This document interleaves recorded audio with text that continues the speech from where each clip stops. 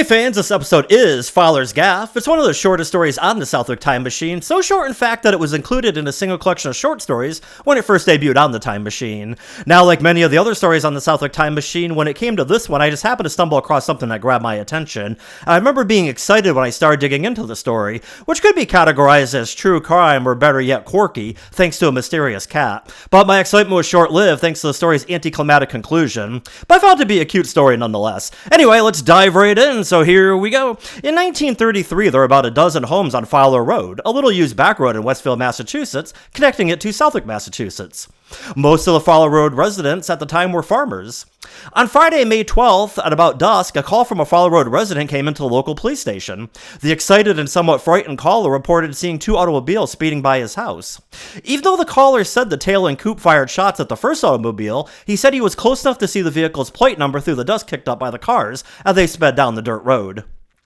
Local newspapers got tipped off about the gun battle between possible bootleggers or bandits, a somewhat problem at the time, so they held their morning edition front pages way past the standard deadline to get what would surely be the big story of the day.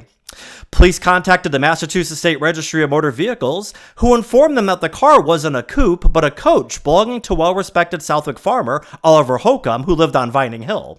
Westfield police headed for Fowler Road. They brought along state constables for backup. Authorities interviewed residents along Fowler Road, who estimated they heard some 20 to 25 shots as the two automobiles flew by. One resident told investigators that she came out of her house after the automobiles passed and found her cat dead by the road, an innocent victim of a stray bullet. Police quickly determined that a car had struck and killed the cat. However, the cat's owner refused to accept their findings.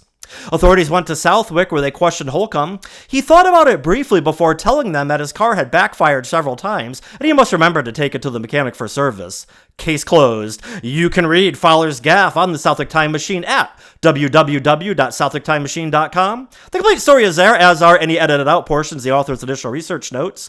How do you think this story should be categorized, true crime or quirky? Let me know by dropping a comment below, and be sure to subscribe to our YouTube channel because you never know where the Southwick Time Machine will take you next as we continue our mission of preserving history through storytelling.